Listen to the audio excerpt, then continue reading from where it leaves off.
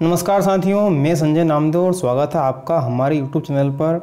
आज हम कक्षा 10वीं सामाजिक विज्ञान विषय लोक शिक्षण संचालनालय मध्य प्रदेश भोपाल राष्ट्रीय उपलब्धि सर्वेक्षण जो फॉर्म है हमारा 2021 का है और प्रथम अभ्यास प्रश्न पत्र है सामाजिक विज्ञान का 10वीं का है पेपर ये। और इस सर्वे टेस्ट में सभी विद्यार्थियों को सम्मिलित होना है। सामाजिक विज्ञान विषय आज हमारा जो है इसका पेपर मैं आपके बीच में लेकर के आया हूँ। उस पेपर के प्रश्नों को हम हल करवा रहे हैं। इन प्रश्नों को आपको हल करना है, अपनी कॉपी में लिखना है और इन प्रश्नों को आपको याद भी करना है। इसके लिए कुछ निर्देश आपको दिए जा रहे हैं। विद्यार्थियों के निर्देश है। इस पुस्तिका में 60 प्रश्न दिए जा रहे हैं।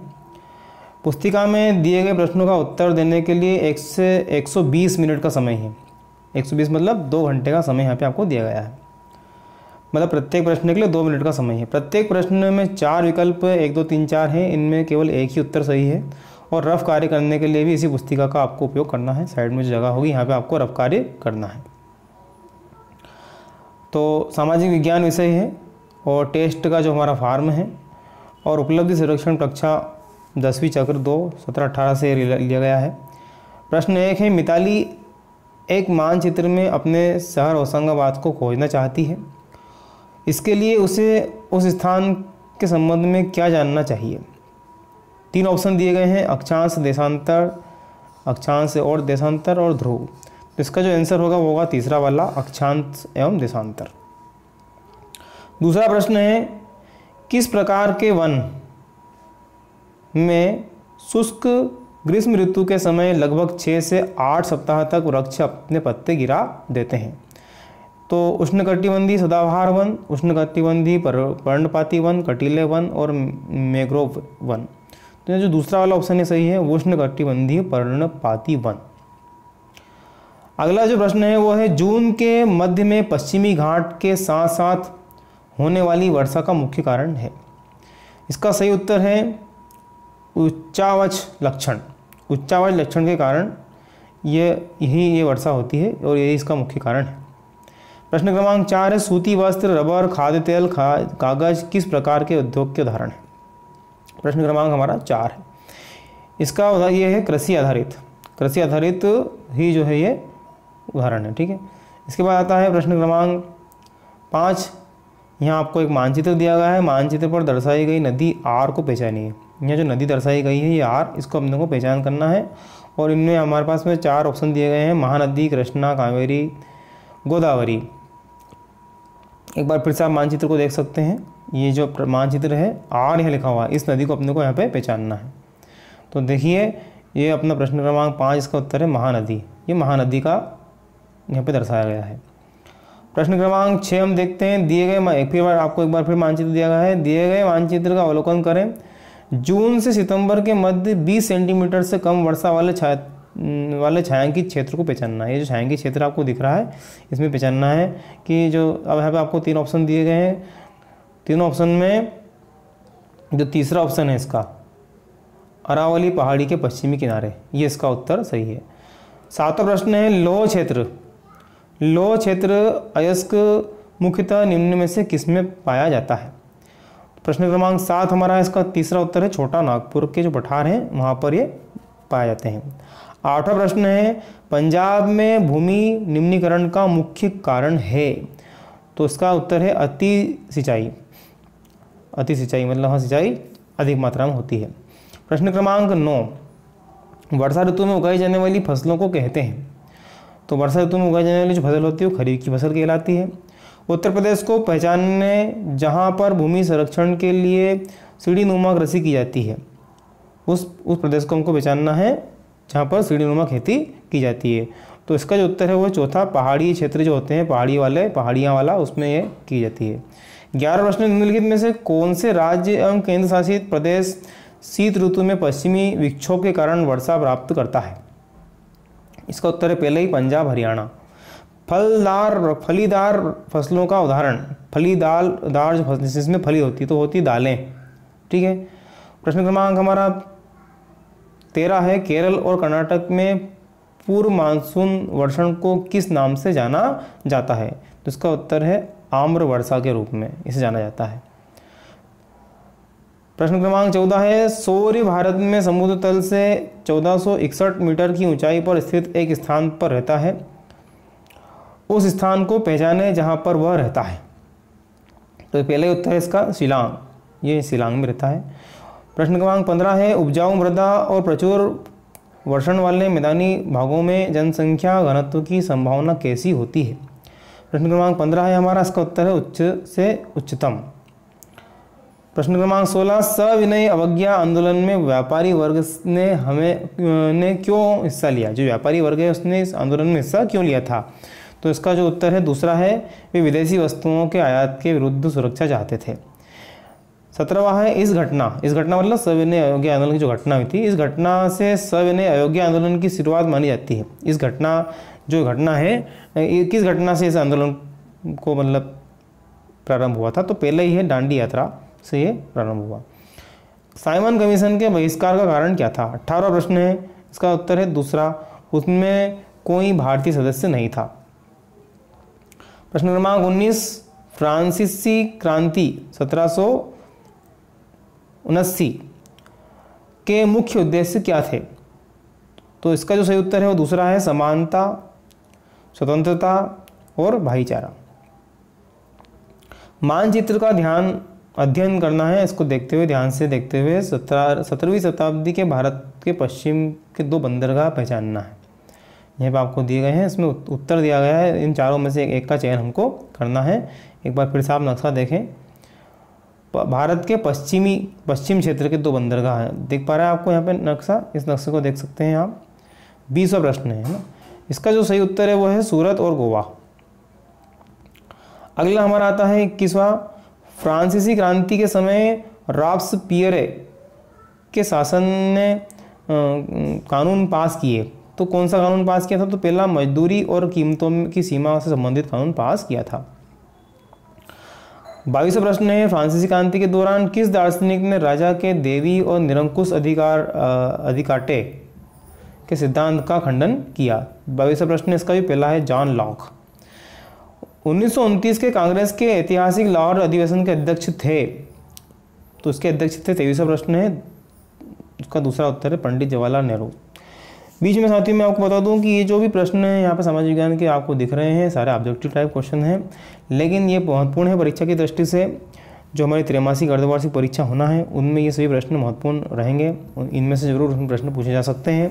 तो इसकी तैयारी के लिए आप ये करेंगे कि जो आपकी फेयर कॉपी है उसमें इन प्रश्नों को लिखेंगे और इनके उत्तर भी आपको लिखना होगा और उनको आपको याद भी करना होगा और अपने क्लास में अपने टीचर को चेक भी कराना होगा। प्रश्न क्रमांक 24 है, गोल मेज सम्मेलन जिनमें कांग्रेस शामिल हुई थी। तो 24वें प्रश्न का उत्तर है द्वितीय गोलमेज सम्मेलन। 20वीं सदी की शुरुआत में भारत में राष्ट्रीय आंदोलन का नेतृत्व मुख्यतः द्वारा किया गया था। तो इसका जो उत्तर है वो है शिक्षित शहरी पुरुष। इसके बाद 26वां है, 1932 में हुए पूना समझौता लॉर्ड इरविन और किसके बीच हुआ था। तो 26वें प्रश्न का उत्तर है महात्मा गांधी आ जाएगा यहाँ पे, महात्मा गांधी के बीच हुआ था ये। कांग्रेस ने अपने किस अधिवेशन में पूर्ण स्वराज्य की औपचारिक मांग रखी। इसका जो उत्तर है पहला है लाहौर अधिवेशन में, है ना।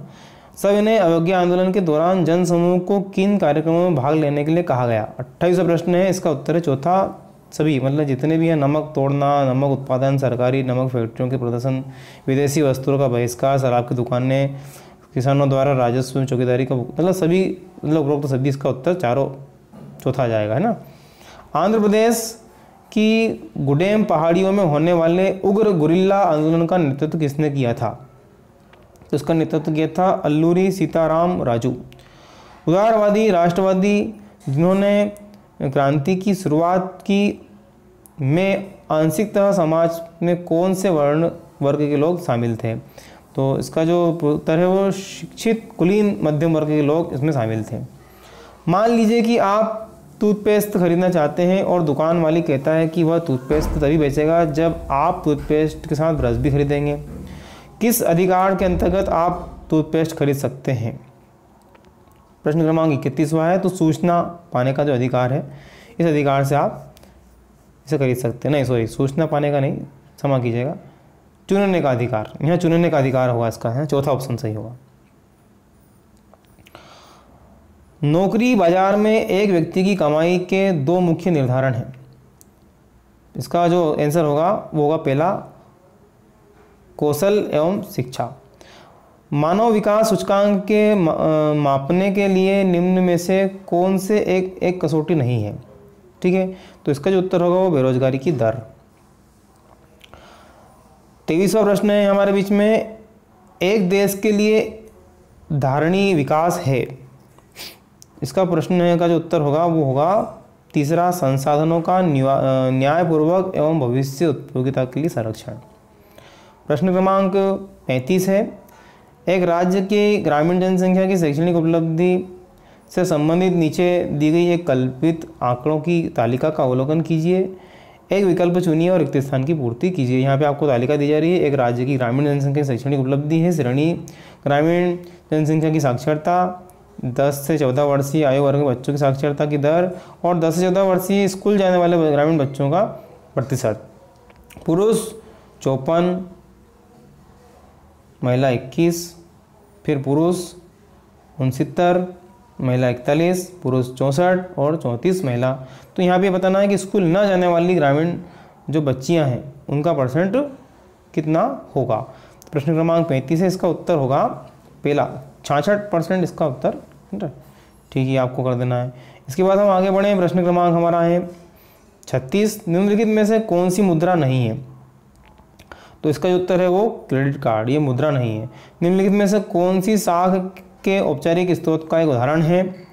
तो इसका जो सही उत्तर होगा वो तीसरा, बैंक। नीचे दिए गए रेखाचित्र का अवलोकन कीजिए और प्रश्न 38 और 29 का उत्तर दीजिए। यहाँ पे आपको रेखाचित्र दिया जा रहा है। साहूकार 27%, सहकारी समितियाँ 25%, व्यापारिक बैंक, भूस्वामी 7%, अन्य स्वामी 3%, संबंधी मित्रगण व्यापारी 3%, इसे आपको दिया जा रहा है। तो इस प्रश्न का उत्तर अपने को देना है। प्रश्न है, ग्रामीण भारत में साख के किस स्रोत का व्यापक रूप से उपयोग किया गया है? साख के किस स्रोत का उपयोग किया गया है? तो दूसरा, साहूकार। यहाँ इसका उत्तर क्या हो जाएगा? साहूकार हो जाएगा। देखिए यहाँ पे साहूकार आपको दिख रहा होगा, साख। ठीक है, फिर आगे बढ़े। रेखाचित्र के अनुसार अपनी साख आवश्यकताओं के लिए साहूकार पर निर्भर लोगों का क्या परसेंट है? तो आपने देखा ऊपर जो हमारा ऊपर जो परसेंट था वो था 30%, जो उस पर निर्भर है। ठीक है, आगे बढ़े हम। अंतर्राष्ट्रीय संगठन जो विदेशी व्यापार तथा विनियोग का नियमन करता है। प्रश्न क्रमांक 40, जिसका उत्तर है दूसरा, WTO। नीचे दी गई तालिका का अवलोकन कर प्रश्न का उत्तर दीजिए। तालिका को दी जा रही है गरीबी कुछ चयनित राष्ट्रों की तुलना में 2010-13 की बात हो रही है। बांग्लादेश 43, भारत 25, पाकिस्तान 13 और श्रीलंका 4 या परसेंट दिया गया है। और अब हमको इनसे उत्तर देना है, भारत में गरीबी के ऊपर रहने वाले लोगों का जो परसेंट है वो कितना है? प्रश्न क्रमांक 41 है ये। इसका उत्तर है तीसरा, 75%। राशन की दुकानें उचित दर वाली दुकानें आमतौर पर बेचती है। तो राशन की दुकान पर क्या मिलता है ये हमको बताना। तो खाद्यान्न, चीनी, खाना पकाने के लिए मिट्टी का तेल, 3 विशेष करके चीज़ें वहाँ मिलती है खाद्यान्न की दुकान पर। 43वां है, सार्वजनिक वितरण प्रणाली में राशन कार्ड रखने वाला कोई भी परिवार वस्तुओं की एक अनुबंध मात्रा एक कीमत दर पर खरीद सकता है। तो वो उसका जो ऑप्शन होगा वो क्या होगा? तो इसका ऑप्शन होगा बाजार की कीमत से कम, उसको बाजार कीमत से कम में उसको मिल जाता है। एक ही भूमि से उत्पादन बढ़ाने के लिए आवश्यक है। एक ही भूमि से अगर हमको उत्पादन बढ़ाना है उसके लिए क्या आवश्यक है? तो उसका उत्तर है खेती की आधुनिक विधियों का हमें उपयोग करना होगा। द्वितीयक क्षेत्र के अंतर्गत आते हैं तो निम्न में से क्या क्या आते हैं? तो हम बताएंगे तीसरा वाला उत्तर है निर्माण तथा विनिर्माण करना। रंग भेद की नीति ऐतिहासिक रूप से किस देश से संबंधित है? तो इसका उत्तर हो जाएगा दक्षिण अफ्रीका। कानून का शासन नामक सिद्धांत का अर्थ है। तो इसका उत्तर हो जाएगा कानून के सक्षम समानता। अगला प्रश्न आता है, नागरिक अपने मूल अधिकारों की रक्षा के लिए किस संस्था के पास जाते हैं? तो इसका जो उत्तर होगा वो दूसरा होगा न्यायपालिका। देश की एकता कम आंकी जाती है जब, इसका उत्तर आ जाएगा अल्पसंख्यक समुदाय की शिकायतें हो। निम्नलिखित में से कौन सा प्रजातंत्र है